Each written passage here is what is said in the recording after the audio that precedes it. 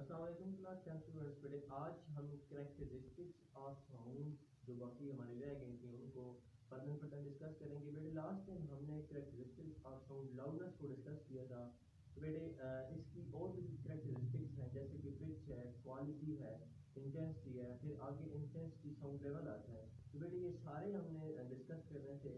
तो last lecture में हमने लाउडनेस को डिस्कस किया था। बेटे आज हम रिमेनिंग 3 हैं उनको डिस्कस करते हैं कि सबसे पहला है बेटे पिच। बेटे कैरेक्टरिस्टिक्स ऑफ साउंड होती क्या है? एक्चुअली ये साउंड की प्रॉपर्टीज हैं जिनकी बेस पे जिनको फंडामेंटल हम यूज करते हैं और जिनकी बेस पे हम डिफरेंट साउंड को जज करते हैं कि ये साउंड किस टाइप का है, ये साउंड किस टाइप का है। तो इन्हीं हम फंडामेंटल जो बेसमेंट हैं यूँ कह सकते हैं कि फंडामेंटल पार्ट्स हैं साउंड को जजमेंट करने के लिए जो कैरेक्टरिस्टिक्स हैं ये हर एक की इतनी ही वैल्यू है जितनी के दूसरे की होती है। तो मेरे कहने का मतलब ये है कि यहाँ पर जितनी की लाउडनेस आपको आप हमारा लाउडनेस से ज़्यादा जो है वो करुसार रहता है, लेकिन यहाँ पर हम अगर देखें तो पिच का भी इतना ही है और क्वालिटी का भी इतना ही है, इंटेंसिटी का भी इतना ही है। यूजली हम इनको प्रैक्टिकल लाइफ में ओरली बोलकर यूज नहीं करते। जैसे कि हमने देखा था कि लाउडनेस में लाउड और फेंट साउंड का डिफरेंस था, यानी कि ऊंची और मध्यम आवाज का डिफरेंस था। उसको हम यूजली यूज करते हैं लेकिन इन चीज़ों को यूज नहीं करते। इसका हरगिज़ मतलब ये नहीं है कि वो कैरेक्टरिस्टिक भारी है या हल्की है, हालांकि कैरेक्टरिस्टिक सारी ही इक्वल वेटेज की है। बेटे सबसे पहले देखते हैं पिच क्या होती है। बेटे pitch is the characteristic of sound by which we can distinguish between shrill and grave sound. बेटे पिच ऐसी कैरेक्टरिस्टिक है जिसको यूज करके हम श्रिल और ग्रेव साउंड के बीच में डिस्टिंग्विश कर सकते हैं, डिफरेंस जो है वो देख सकते हैं। अब श्रिल और ग्रेव साउंड होती कौन सी है? हम यूजली एक वर्ड उर्दू में यूज करते हैं कि पतली और भारी आवाज। यूजली जो फीमेल्स होती हैं, लेडीज होती हैं, उनकी आवाज पतली होती है और जो मर्द होते हैं उनकी आवाज भारी होती है। बेटे इसमें जो हम फर्क देखते हैं पतली और भारी आवाज का, वो बेटे एक्चुअली पिच ही है। यानी कि यहाँ पर जो वर्ड यूज किए गए हैं shrill and grave, shrill mean कि पतली आवाज और ग्रेव मीन भारी आवाज। तो पिच वही क्वालिटी है जिसमें हम पिच वो कैरेक्टरिस्टिक है, वो प्रॉपर्टी है जिसकी बेस से, जिसकी मदद से, जिसकी हेल्प से हम श्रिल और ग्रेव साउंड में डिफरेंस देखते हैं। बेटे ये पिच क्वालिटी या पिच कैरेक्टरिस्टिक्स है, ये फ्रीक्वेंसी पे डिपेंड करती है। फ्रीक्वेंसी को आप ऑलरेडी हम डिस्कस कर चुके हैं क्या होती है। तो बेटे फ्रीक्वेंसी जो है उसके साथ ये डायरेक्ट रिलेशन में वेरी करती है। अब डायरेक्ट रिलेशन क्या होता है कि जब फ्रीक्वेंसी ऊपर जाएगी तो पिच भी ऊपर चली जाएगी, मतलब कि जब फ्रीक्वेंसी इंक्रीज करेगी तो पिच भी इंक्रीज कर जाएगी, फ्रीक्वेंसी डिक्रीज करेगी तो पिच भी डिक्रीज कर जाएगी। अब यहाँ पर देखें अभी हमने बात की है कि मर्दों और औरतों की आवाज़ का फर्क, या औरतों के साथ हम बच्चों की बिजली की आवाज़ वो पतली होती है, लेकिन जैसे ही बंदा नौजवानी की उम्र से जैसे जैसे बंदे की एज एक्सपायर होती है बंदे की आवाज़ भारी होना शुरू हो जाती है। बट इसका जो किरदार है वो फ्रीक्वेंसी से है। अब यहाँ पर मैंने इस रिलेशन को इलस्ट्रेट किया है फिगर की सूरत में कि हमारे पास दो डायग्राम्स हैं, एक में हम देखते हैं कि लो फ्रीक्वेंसी है, एक में हम देखते हैं हाई फ्रीक्वेंसी है। बट फ्रीक्वेंसी क्या होती है कि एक सेकंड के अंदर नंबर ऑफ वाइब्रेशंस कितनी हो रही है। अब देखें पहले लेट्स वो सेकंड के अंदर लो फ्रीक्वेंसी एक वाइब्रेशन की आज एक पार्ट था और उसी के उतने ही लम्हे में जब हमने हाई फ्रीक्वेंसी को कंपेयर किया तो वाइब्रेशन ज़्यादा थी। तो बेटे देखें कि लो फ्रीक्वेंसी के टाइम पर हम कहते हैं लो पिच होगी क्योंकि ये डायरेक्ट रिलेशन में है, और हाई फ्रीक्वेंसी के टाइम पर पिच भी क्या होगी, हाई होगी। अब लो पिच और हाई पिच होने का मतलब क्या है कि लो पिच होगी तो आवाज़ पतली है, सॉरी आवाज़ भारी है, और अगर हाई पिच है तो इसका मतलब है कि आवाज़ जो है वो पतली है। लेट्स सपोज कि जो हमने बात की है कि फीमेल्स की, लेडीज़ की, तो उनकी आवाज़ जो है वो पतली होती है, इट्स मीन उनकी हाई पिच है। और जो मैन होते हैं, जो मर्द हजरात होते हैं, उनकी आवाज़ भारी होती है, उनकी पिच हम कहते हैं लो होती है। तो बेटे पिच का जो है वो ये रद्द अमल था। अब हम देखते हैं नेक्स्ट विच इज़ क्वालिटी।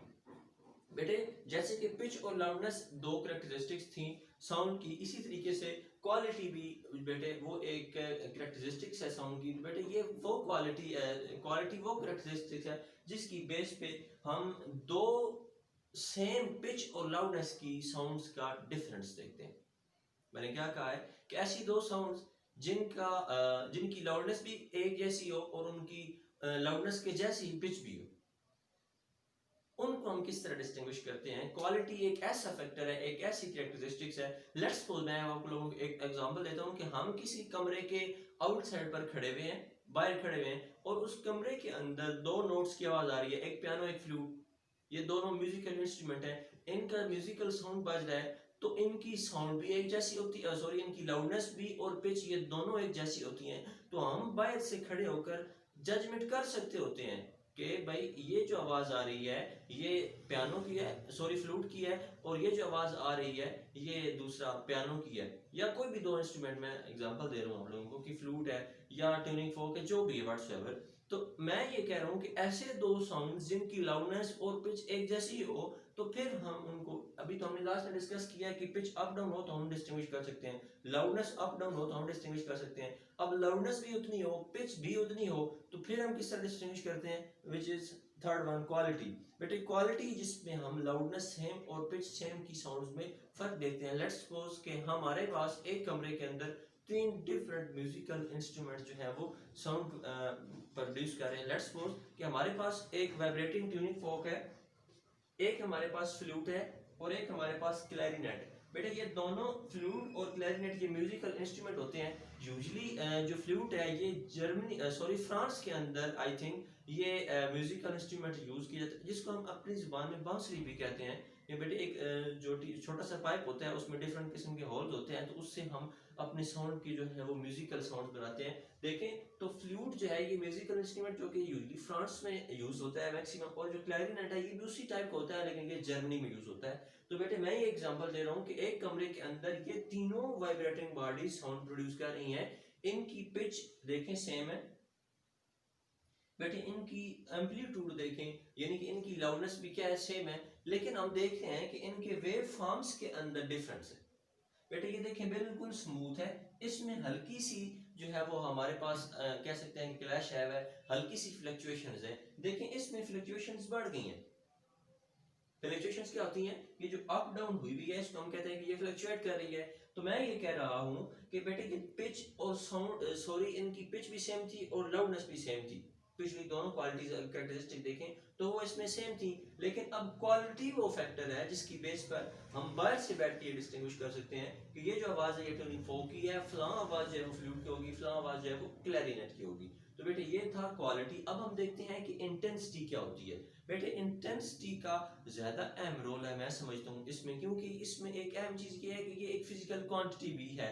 बेटे देखते हैं कि फिजिकल क्वांटिटी कैसे है। बेटे इंटेंसिटी जो है ये एक्चुअली हम अगर आपको तो बताएं, दोबारा रिवाइज कर लें कि साउंड वेव्स जो है वो एक्चुअली करती क्या है, वो ये करती हैं कि वाइब्रेटिंग बॉडी जो है वहां से एनर्जी को लेकर लिसनर के एयर तक कैरी करती हैं, ट्रांसफर करती हैं।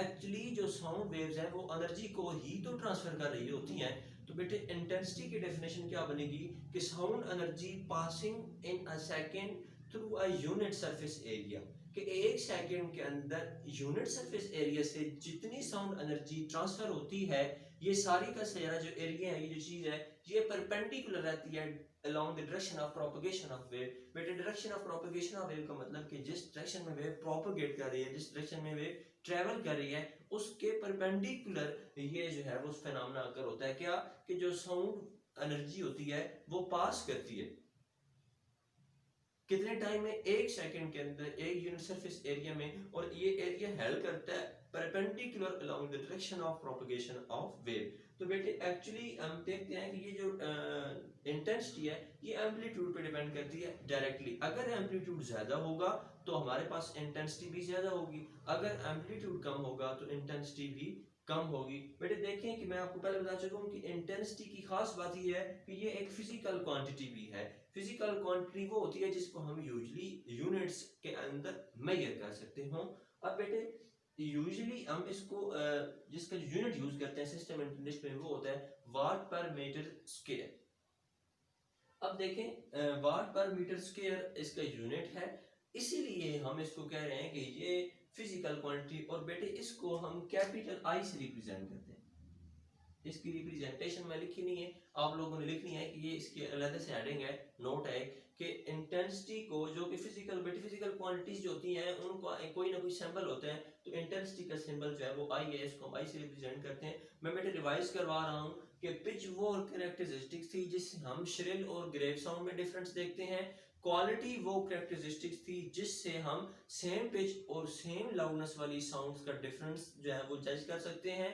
और इंटेंसिटी कैरेक्टरिस्टिक साउंड की वो है जिसमें हम उसकी शिद्दत को देखते हैं कि किस शिद्दत की जो हमारे पास साउंड एनर्जी ट्रांसफर हो रही है, कि एक सेकंड के अंदर एक यूनिट सरफेस एरिया से कितनी साउंड एनर्जी जो है वो पास हो रही है। और ये जो एरिया है ये परपेंडिकुलर हेल्प करता है along the direction of propagation. बेटे दैट्स इट, आज का लेक्चर इतना ही था। तो बेटे ख्याल रखिएगा अपना, मिलते हैं नेक्स्ट लेक्चर में, तब तक के लिए अल्लाह हाफिज।